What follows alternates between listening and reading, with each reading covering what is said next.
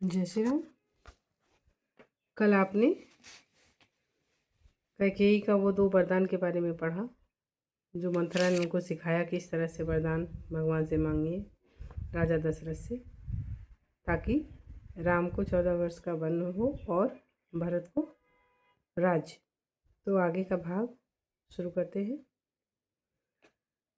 संगृहीत मनुष्यश्च सुहृद्बुद्धिः साकमात्मवान् प्राप्तकालं no मनेयं राजानवीतजाध्वसा रामाभिषेकसंकल्पनिगृहा विनिर्वर्तया। उसमें कह रहे हैं कि उसने कहा मंथरा ने उनके पास सैनिक बल का भी संग्रह हो जाएगा।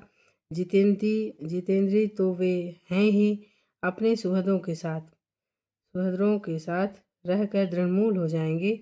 इस समय मेरी मान्यता के अनुसार राजा को श्री राम के राज्याभिषेक के संकल्प से हटा देने का समय आ गया है। अतः तुम निर्भय होकर राजा को अपने वचनों में बांध लो और उन्हें श्री राम के अभिषेक के संकल्प से हटा दो। ये मंथरा सिखा रही है कैकेयी को। अनर्थमर्थरूपेण ग्राहिता सा ततस्तया हष्टा प्रतीता कैकेयी मंथरा में ब्रवीत।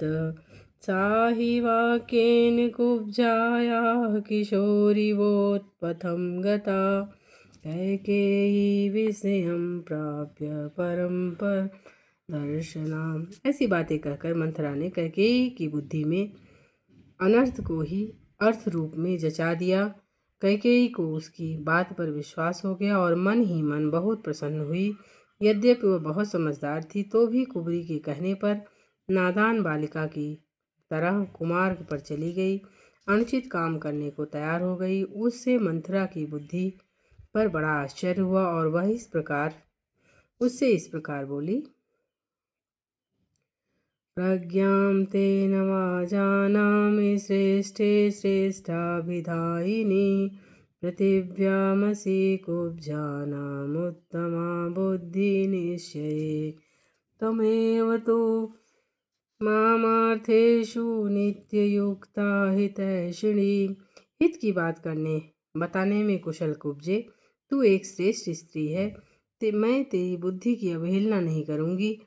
बुद्धि के द्वारा किसी कार्य का निश्चय करने में तू इस पृथ्वी पर सभी कुब्जाओं में उत्तम है। केवल तू ही मेरी हितैषिणी है और सदा सावधान रहकर मेरा कार्य सिद्ध करने में लगी रहती है। नाहं समबुद्धियं कुब्जे राजश्चिकीर्षितं सन्ति दुःसंसिता कुब्जा वक्रा परम पापिका। कुब्जे, यदि तू न होती तो राजा जो षड्यंत्र रचना चाहते हैं वह कदापि मेरी समझ में नहीं आता। तेरे सिवा जितनी कुब्जाएं हैं वे बेडौल शरीर वाली, टेढ़ी मेढ़ी और बड़ी पापनी होती हैं। त्वं पद्ममिव वातेन सन्नता प्रियदर्शनम् उरस्ते अभिनिष्ठवं वै यावत् स्कन्धात् समुत्तम तू तो वायु के द्वारा झुकाई हुई कमलिनी की भांति कुछ झुकी हुई होने पर भी देखने में प्रिय है। तेरा वक्षस्थल कुब्जा के दोष से व्याप्त है, अतएव कंधों तक ऊंचा दिखाई देता है।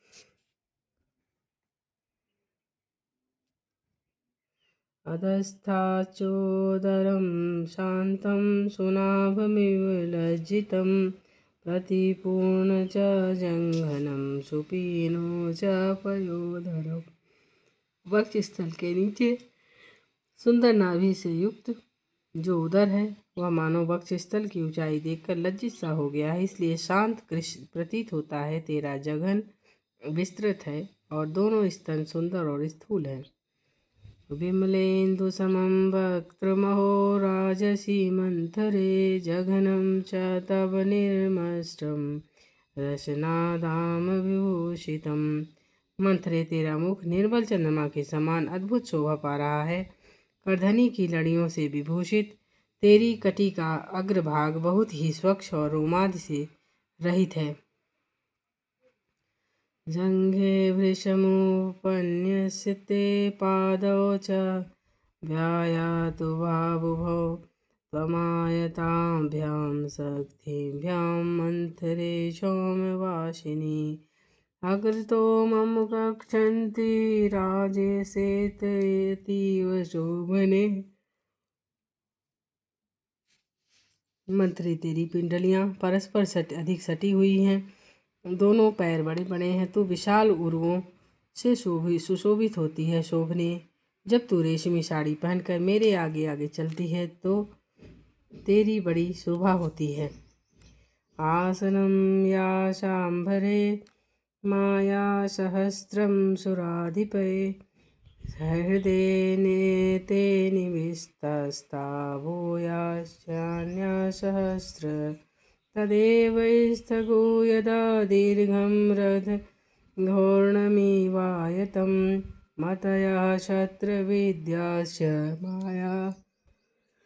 माया छात्रस्य वसन्ति ते। असुरराज शंभर को भी जिन सहस्रों मायाओं का ज्ञान है, वे सब तेरे हृदय में स्थित है। इनके अलावे भी तू हजारों प्रकार की मायाएं जानती है। इन मायाओं का समुदाय ही यह बड़ा सा कुवड़ है, जो रथ के नकवे के समान बड़ा। इसी में तेरी मति, स्मृति और बुद्धि, क्षत्र विद्या तथा नाना प्रकार की मायाएं निवास करती हैं। अत्र तेऽहं प्रमोक्ष्यामि मालां कुब्जे हिरण्यमीं व्यभिषिक्ते च भरते राघवे च वनं गते। जातेन च सुवर्णेन सुनिष्ठते सुन्दरी लब्धार्था च प्रतीता चाले पश्यामि ते स्थगो। सुंदरी कुब्जे, यदि भरत का अभिषेक हुआ और श्री राम वन को चले गए तो मैं सफल मनोरथ तथा संतुष्ट होकर अच्छी जाति के तपाए हुए सोने की बनी हुई सुंदर वर्णमाला तेरे इस कुबड़ को पहनाऊंगी और इस पर चंदन का लेप लगवाऊंगी।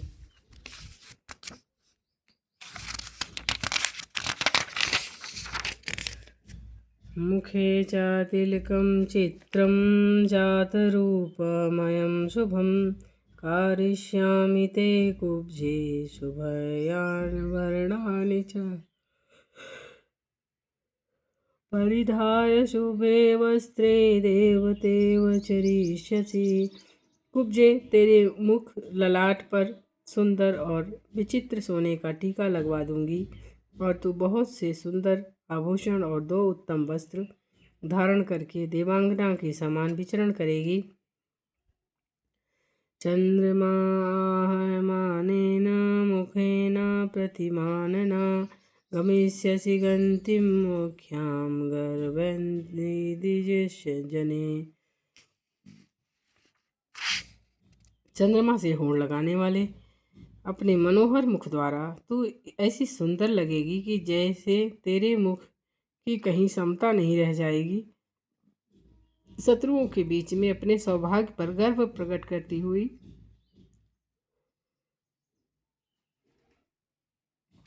तू सर्वश्रेष्ठ स्थान प्राप्त कर लेगी। तवापि कुब्जायां सर्वाभरणभूषिता पादौ परिष्यन्ति तद यथैव त्वं सदा मम। जैसे कि तू सदा मेरे चरणों की सेवा किया करती है, उसी प्रकार समस्त आभूषणों से विभूषित बहुत सी कुब्जाएं तुझ कुब्जा के भी चरणों की सदा परिचर्या किया करेंगी। इति प्रशस्यमाना च सा कैकेयीमिदं ब्रवीत शयानां शयने शुभ्रे वेदामग्निशिखामेव। जब इस प्रकार कुब्जा की प्रशंसा की गई तब उसने वेदी पर प्रज्वलित अग्नि शिखा के समान शुभ्र शैया पर शयन करने वाली कैकेयी से इस प्रकार कहा। गतोदके सेतुबन्धो न कल्याणी विधीयते उत्तिष्ठ कुरु कल्याणं राजानं नुदर्शय। कल्याणी, नदी का पानी निकल जाने पर उसके लिए बांध नहीं बांधा जाता, और यदि राम का अभिषेक हो गया तो तुम्हारा वर मांगना व्यर्थ होगा। तब बातों में समय न बिताओ, जल्दी उठो, अपना कल्याण करो। कोप भवन में जाकर राजा को अपनी अवस्था का परिचय दो। तथा प्रोत्साहिता देवी गत्वा मंथरया सह क्रोधागारं विशालाक्षी सौभाग्यं दगर्विता अनेकशतसाहस्रं मुक्ताहारंबरांगना अवमोच्य वराहारिणी शुभान्याभरणानि च। मंत्रा के इस प्रकार प्रोत्साहन देने पर सौभाग्य के मद से गर्व करने वाली विशाल लोचना सुंदरी कैकेयी देवी उनके साथ ही कोप भवन में जाकर लाखों की लागत से मोतियों के हार और दूसरे सुंदर बहुमूल्य आभूषणों को अपने शरीर से उतार कर फेंकने लगी। तदा हेमोपमा तत्र कुब्जा वाक्यवंशगता संवेश्य भूमौ कैकेयी मंत्रामिदं ब्रवीत। सोने के समान सुंदर कांति वाली कैकेयी कुब्जा की बातों के इसके वशीभूत हो गई थी। अतः वह धरती पर लेटकर मंथरा से इस प्रकार बोली। यह वामामृतां कुब्जे नृपायां वेदस्यसि वनं तो राघवे प्राप्ते भरत प्राश्यते शितं। सुवर्णेन न मे हार्थो न रत्नेन न भोजने एष मे जीवितस्यान्तो रामो यद्विष्यते। कुब्जे, मुझे न तो स्वर्ण में, न रत्नों में और न भांति भांति के भोजनों में कोई ही प्रयोजन है। यदि श्री राम का राज्याभिषेक हुआ तो यह मेरे जीवन का अंत होगा, और या तो श्री राम के वन चले जाने पर भरत को इस भूतल का राज्य प्राप्त होगा, अथवा तो यहाँ महाराज को मेरी मृत्यु का समाचार सुनाएगी। तत् पुनस्तां महर्षि महीक्षितो वचोभिरत्यर्थ पराक्रमे उवाच कुब्जा भरतस्य मातरं हितं वचो रामोपेत्यं च हितं। तदंतर कुब्जा महाराज दशरथ की रानी और भरत की माता कैकेयी से अत्यंत क्रूर वचनों द्वारा पुनः ऐसी बात कहने लगी जो लौकिक दृष्टि से भरत के लिए हितकर और राम के लिए अहितकर थी। प्रपश्यते राजमिदं हि राघवो यदि ध्रुवं त्वं ससुता च तपस्यसे ततो हि कल्याणी यतस्त्वतः तथा यथा सुतस्ते भरतो अभिषिच्यते। कल्याणी, यह श्री राम इस राज्य को प्राप्त कर लेंगे तो निश्चय ही अपने पुत्र भरत सहित तुम भारी संताप में पड़ जाओगी। अतः ऐसा प्रयत्न करो जिससे तुम्हारे पुत्र का भरत का राज्याभिषेक हो जाए। तथातिविद्धा महर्षीति कुब्जया समाहता वागीशुभिर्मुहुर्मुहुः विधाय हस्तो हृदये अतिविस्मिता सशंस कुब्जां कुपिता पुनः पुनः। इस प्रकार कुब्जा ने अपने वचन रूपी बाणों का बारंबार प्रहार करके जब रानी कैकेयी को अत्यंत घायल कर दिया, तब वह अत्यंत विस्मित और कुपित होकर अपने हृदय पर दोनों हाथ रखकर कुब्जा से बारंबार इस प्रकार कहने लगी। यमस्य वामाविषयं गतामितो निशम्य कुब्जे प्रतिवेदास्यति वनं गते वा सुचिराय राघवे समृद्ध कामो भरतो भविष्यति। कुब्जे, अब या तो श्री रामचंद्र जी के अधिक काल के लिए वन में चले जाने पर भरत का मनोरथ सफल होगा, या तो मुझे यहाँ से यमलोक में चली गई सुनकर महाराज से यह निवेदन करेगी, आहि निवा नैवास्तराणि न स्रजो न चंदनम न जनपान भोजनम न किचिदच्छामि न चेह जीवनम न चेदितो गच्छति राघवो वनम। यदि राम वहाँ से वन को नहीं गए तो मैं न तो भांति भांति के बिछौने, न फूलों के हार, न चंदन, न अंजन, न पान, न भोजन और न ही कोई दूसरी वस्तु लेना चाहूँगी। उस दशा में मैं यहाँ इस जीवन को भी यहाँ नहीं रखना चाहूँगी। अथैव मुक्त्वा वचनं सुदारुणं निधाय सर्वाभरणानि भामिनी असंस्कृता मस्तरेण मेदिनी तथाधिशिष्ये पति देवकी नरी। ऐसे कठोर वचन कहकर कैकेयी ने सारे आभूषण सुना दिए और बिना बिस्तर के ही वह खाली जमीन पर लेट गई। उस समय वह स्वर्ग से भूतल पर गिरी हुई किसी किन्नरी के भांति जान पड़ती थी।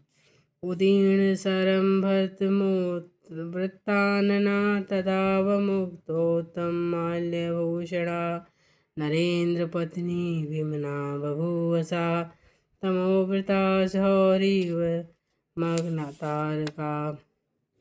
उसका मुख बढ़े हुए अमरश रूपी अंधकार से आच्छादित हो रहा था। उसके अंगों में से उत्तम पुष्पहार और आभूषण उतर चुके थे।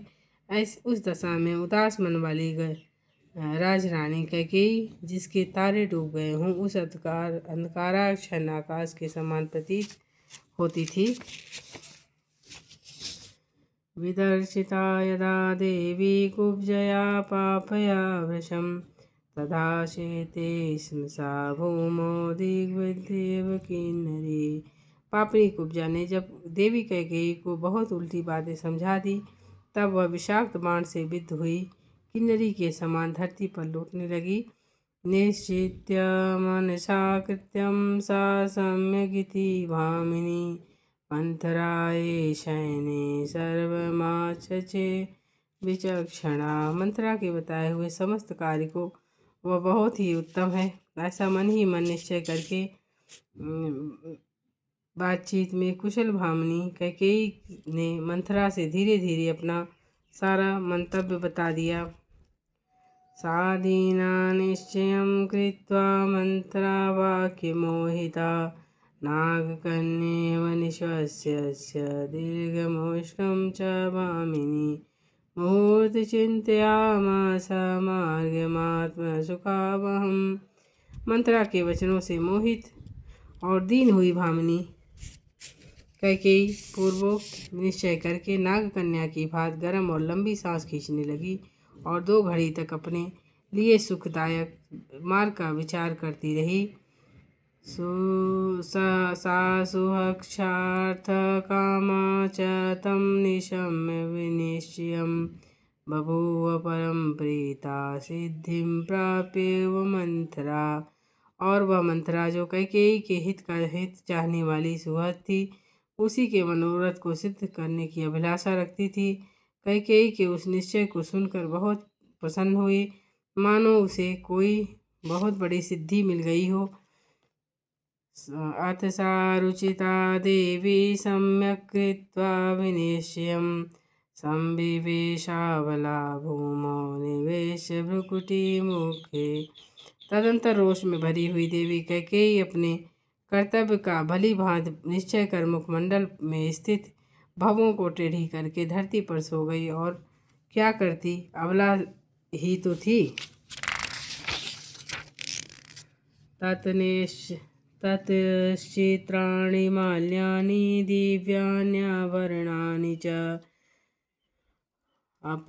अपविद्धानि कैकेय्या तानि भूमि प्रपेदिरे। तदंतर उस कैकेयी राजकुमारी ने अपने विचित्र पुष्पहारों और दिव्य आभूषणों को उतार कर फेंक दिया। वे सारे आभूषण धरती पर यत्र तत्र पड़े हुए थे। तया तान्यपविद्धानि माल्यान्याभरणानि च अशोभयन्त वसुधां नक्षत्राणि यथा नभः।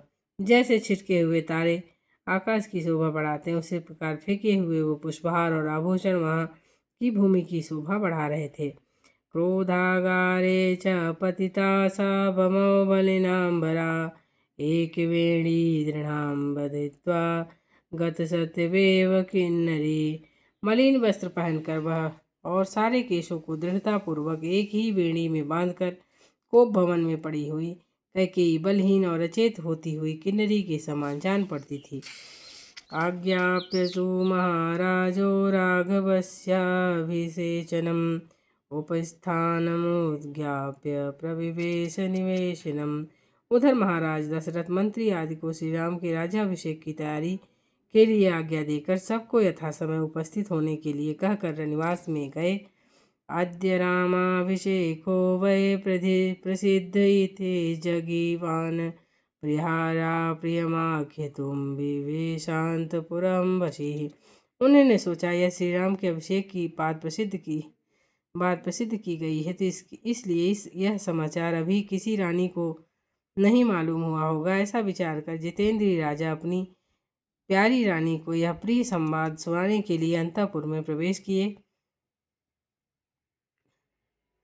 सह कैकेय्या गृहं श्रेष्ठं प्रविवेश महायशा पाण्डुराभ्रीमिवाकाशं राहुयुक्तं निशाकरम्। उन महायशस्वी नरेश ने पहले कैकेयी के श्रेष्ठ भवन में प्रवेश किया, मानो श्वेत बादलों से युक्त राहुयुक्त आकाश में चंद्रमा ने पदार्पण किया हो। शुक्रबहिर्षमायुक्तं कौञ्चहंसरुतायुतं वादित्ररवसंयुष्टं कुब्जावामिनीकायुतं लताग्रहैश्चित्रग्रहैश्च कंप आकाशोकशोभिते। उस भवन में तोते, मोर, कौंच और हंस आदि पक्षी कलरव कर रहे थे। वहाँ वाद्यों का मधुर घोष गूंज रहा था। वहाँ बहुत सी कुब्जा अपनी बौनी दासियां भरी हुई थीं। चंपा और अशोक से सुशोभित बहुत से लता भवन और चित्र मंदिर उस महल की शोभा बढ़ा रहे थे।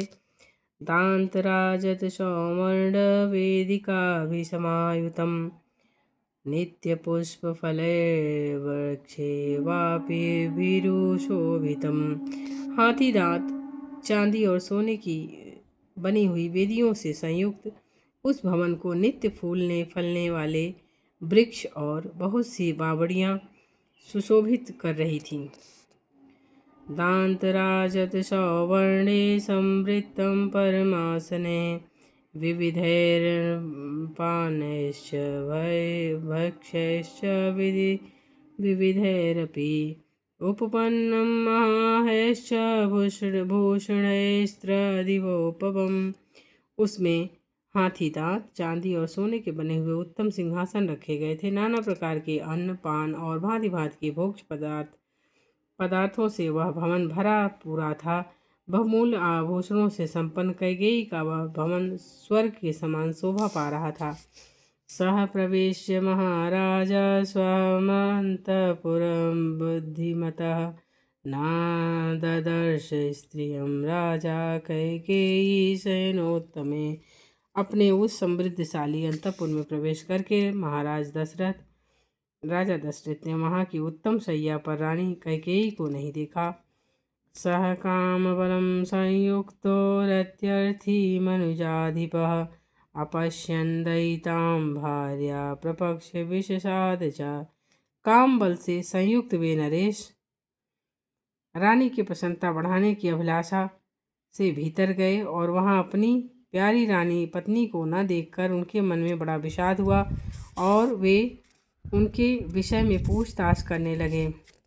नैतस्य पुरा देवी तां वेलामत्यवर्तता न च राजा गृहं शून्यं प्रविवेश कदाचन। ततो गृहगतो राजा कैकेयी परिप्रक्षता यथा पुरमविज्ञाय सुतार्थ लिप्सुपमण्डिताम्। इससे पहले रानी कैकेयी राजा के आगमन की उस बेला में कहीं अन्यत्र नहीं जाती थी। राजा ने कभी सूने भवन में प्रवेश नहीं किया था, इसलिए वे घर में जाकर कैकेयी के बारे में पूछने लगे। उन्हें यह मालूम नहीं था कि वह मूर्खा कोई स्वार्थ सिद्ध करना चाहती, अतः उन्होंने पहले की ही भांति प्रतिहारी से उनके विषय में पूछा। प्रतिहारी तथोवाच संत्रस्ता तो कृतांजलि देवदेवी वृषं क्रुद्धा क्रोधागारमभिद्रुता। प्रतिहारी बहुत डरी हुई थी। उसने हाथ जोड़कर कहा, देवी कैकेयी अत्यंत कुपित हो कोप भवन की ओर दौड़ी गई हैं। प्रतिहार्या वच श्रुत्वा राजा परम दुर्मनाः विषसाद पूर्ण भयोर्योलुलित व्याकुलेन्द्रियः। प्रतिहारी की यह बात सुनकर राजा का मन बहुत ही उदास हो गया और उसकी इंद्रियां चंचल और व्याकुल हो उठी और वे पुनः अधिक विषाद करने लगे। तत्र तां पतितां भुवो शयनामथ तथोचितां प्राप्तम् इव दुःखेन शोपश्य जगतीपतिः। कोप भवन में वह भूमि पर पड़ी हुई थी और इस तरह लेटी हुई थी जो उसके लिए योग्य नहीं था। राजा ने दुख के कारण संतप्त से होकर उसे इस अवस्था में देखा। सह वृद्धस्तरुणी भार्या प्राणेभ्यो अपि गरीयसीम अपाप पाप संकल्पां ददर्श धरणीतले लतामिव विनिष्कृतां पतितां देवतामिव। राजा बूढ़े थे और उनकी वह पत्नी तरुणी थी और अतः वे उसे अपने प्राणों से भी बढ़कर मानते थे। राजा के मन में कोई पाप नहीं था, परंतु कैकेयी अपने मन में पापपूर्ण संकल्प लिए हुई थी।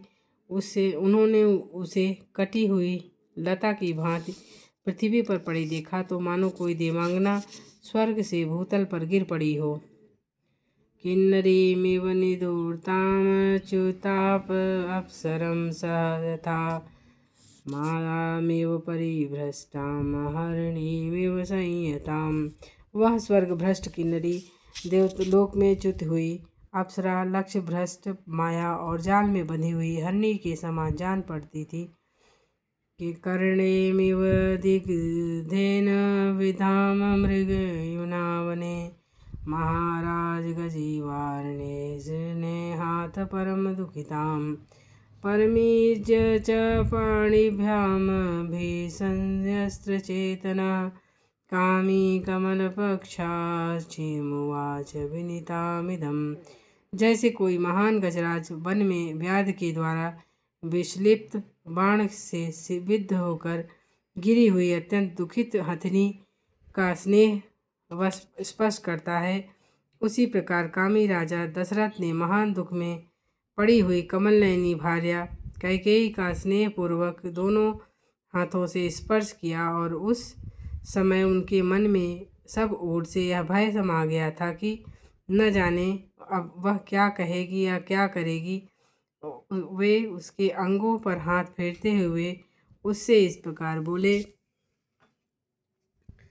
नाते हमें भी जानामि क्रोधमात्मनि संश्रितं देवी केनाभियुक्तासि केन वासिभिमानिता। देवी तुम्हारा क्रोध मुझ पर है ऐसा तो मुझे विश्वास नहीं होता। फिर किसने तुम्हारा तिरस्कार किया, किसके द्वारा तुम्हारी निंदा की गई। यदिदं मम दुःखाय शेषे कल्याणी पांसाशु स भूमौ शेषे किमर्थ त्वं मयि कल्याण चेतसि भूतोपहत विचित्तेव मम चित्त प्रमाथिनी। कल्याणी, तुम जो इस तरह मुझे दुख देने के लिए धूल में लौट रही हो, इसका क्या कारण है। मेरे चित्त को मथ डालने वाली सुंदरी, मेरे मन में तो सदा तुम्हारे कल्याण की भावना रहती है, फिर मेरे रहते तुम किसके लिए धरती पर सो रही हो। जान पड़ता है तुम्हारे चित्त पर किसी पिशाच ने अधिकार कर लिया है। सन्ति मे कुशला वैद्यास्त्वभिदुष्टास्त सर्वशः दुःखसुखितां त्वां करिष्यन्ति व्याधिमाश्चक्षुभामिनी। भामिनी, तुम अपना रोग बताओ। मेरे यहाँ बहुत से चिकित्सा कुशल वैद्य हैं जिन्हें मैंने सब प्रकार से संतुष्ट कर रखा है। वे तुम्हें सुखी कर देंगे। कस्य वापि प्रियं कार्य केन वा विप्रियं कृतं कं प्रियं लभतामद्य को वा समुदत्प्रियम्। अथवा कहो, आज किसका प्रिय करना है या किसने तुम्हारा प्रिय किया है। तुम्हारे किस उपकारी को आज प्रिय मनोरथ प्राप्त हो या किस अपकारी को अत्यंत कठिन अप्रिय कठोर दंड दिया जाए। मारोत्सीर्माण्य च कार्षीसस्त्वं देवी सम्पर्णिशोषणम् अवध्यो वध्यतां को वा वध्य को वां विमुच्यताम्। दरिद्र को भवेदाढ्यो द्रव्यवान वा किंचनः। देवी, तुम न रो, अपने देह को न सुखाओ। आज तुम्हारी इच्छा के अनुसार किस अवधि का वध किया जाए या किस प्राणदंड पाने योग्य अपराधी को भी मुक्त किया जाए, किस दरिद्र को धनवान और किस धनवान को कंगाल बना दिया जाए। अहम चाहि मतिश्चाश्च सर्वे तव वंशानुगा वशानुगा न ते कचिदभिप्रायं व्याहन्तुमहमुत्सहे। आत्मनो जीवितेनापि ब्रूहि अन्यसि स्थितम्। और मैं और मेरे सभी सेवक तुम्हारी आज्ञा के अधीन हैं। तुम्हारे किसी भी मनोरथ को मैं भंग नहीं कर सकता।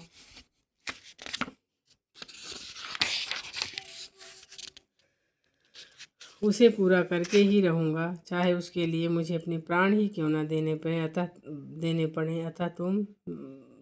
अतः तुम्हारे मन में जो कुछ हो स्पष्ट कहो। बलमात्मना निजानन्ति न मा शङ्कितुमहर्षि करिष्यामि तव प्रीतिं सुकृतेनापि ते शपे। अपने बल को जानते हुए भी तुम्हें मुझ पर संदेह नहीं करना चाहिए। मैं अपने सत्कर्मों की शपथ खाकर कहता हूँ, जिससे तुम्हें प्रसन्नता हो वही करूँगा। यावदावर्तते चक्रम तावती मे वसुंधरा द्रविणा सिंधु सौवीरा सौराष्ट्रा दक्षिणा पथा वांगा मगधा मत्स्या सवृद्धा कशिका काशी कौशला। जहाँ तक सूर्य का चक्र घूमता है तो वहाँ तक सारी पृथ्वी मेरे अधिकार में है। द्रविड़, सिंधु, सौवीर, सौराष्ट्र, दक्षिण भारत के सारे प्रदेश और अंग वंग, मगध, मत्स्य, काशी और कौशल, इन सभी समृद्धशाली देशों पर मेरा आधिपत्य है। तत्र जातं बहुद्रव्यं धनाधान्यं जाविकं ततो वृश्चिव कैकेयी यत् यतं त्वं मनसेक्षसि।